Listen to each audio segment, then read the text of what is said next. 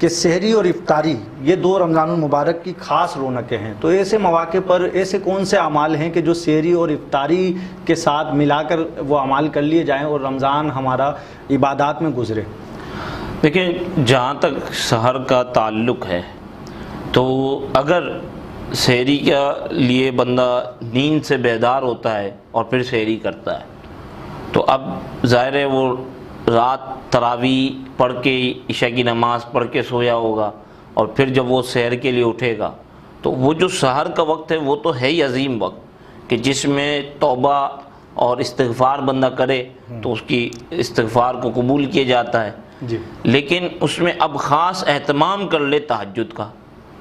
تو یہ رمضان کی برکتوں سے ہو سکتا ہے کہ رمضان کے بعد بھی اس کے لیے تہجد کی نماز آسان ہو جائے، چونکہ وہ رات اٹھے گا،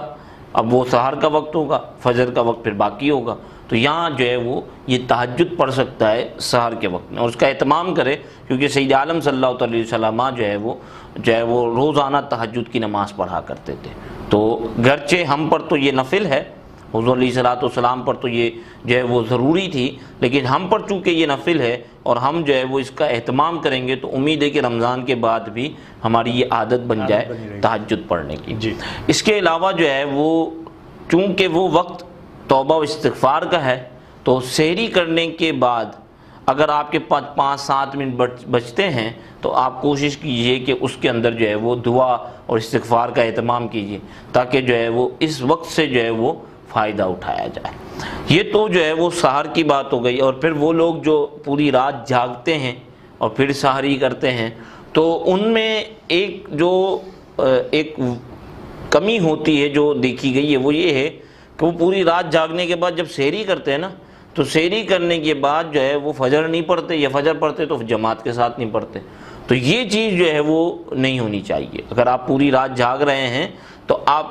پہلے تو بات یہ ہے کہ اس رات کو بھی جو ہے وہ کسی نہ کسی اچھے انداز میں توبہ و استغفار یا دینی محافل کے اندر، علم دین کی مجالس کے اندر ان راتوں کو گزاریں، لیکن یہ ہے کہ پوری رات جاگنے کے بعد سحری کر کے آپ سستی کا شکار نہ ہو، بلکہ فجر پڑھیں، جماعت کے ساتھ پڑھیں قریبی مسجد میں، اور پھر جو ہے وہ آپ آرام کریں، تو یہ فائدہ ہوگا کہ بندے کو نماز جو ایک اہم عبادت ہے تو ایسا نہیں کہ رات جاگنے کی وجہ سے اس میں کوتاہی ہو جائے۔ پھر آ جائیں افطار کے وقت، کیونکہ افطار کے وقت جو ہے وہ کثرت سے جو ہے وہ افطاری کروائی جاتی ہے، تو پھر ایسے غربا اور ایسے لوگوں کو دیکھا جائے کہ جو افطاری نہیں کر سکتے یا جو ہے وہ کسی مسائل کی وجہ سے گھر سے دور ہیں، روڈ پر ہیں یا کہیں پہ جو ہے وہ مصروف ہیں، تو کوشش کی جائے کہ انہیں افطاری کروائی جائے۔ تو یہ بھی جو ہے وہ ایک خاص عبادت ہے، جیسا کہ سید عالم صلی اللہ علیہ وسلم نے جو ہے وہ یہ فرمایا کہ جو پیٹ بھر کے کسی کو افطاری کروائے تو اسے اللہ تبارک و تعالیٰ اسے میرے حوض سے سیراب کرے گا، اور افطاری کروانا ایسا ہی ہے جیسے خود روزہ رکھنا۔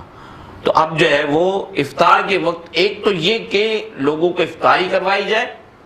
اور دوسرا یہ کہ افطار کے وقت خاص جب جو ہے وہ افطار کا وقت قریب ہو تو بندہ جو ہے وہ اللہ تبارک و تعالیٰ کی بارگاہ میں ہاتھ اٹھا کے استغفار کرے، توبہ مانگے، اپنے لیے بخشش، توبہ کرے، اپنے لیے بخشش کی طلب کرے اللہ تبارک و تعالیٰ سے، تو اس کا فائدہ یہ ہوگا کہ اللہ تبارک و تعالیٰ چونکہ وقت افطار کروڑ لوگوں کی بخشش کر رہا ہے تو یہ بھی ان لوگوں میں شامل ہو جائے۔ تو یہ وہ لمحات ہیں کہ جنہیں تو بالکل ضائع نہیں کرنا، یعنی ان کا خاص اہتمام کر کے جو ہے وہ ان کے اوپر جو ہے وہ بندے کو تھوڑی سی محنت کرنی ہے تاکہ جو ہے وہ بندے کی یہ عبادات عادات بن جائیں، اور ساتھ ساتھ جو ہے وہ رمضان المبارک کی برکتیں بھی انہیں مل جائیں۔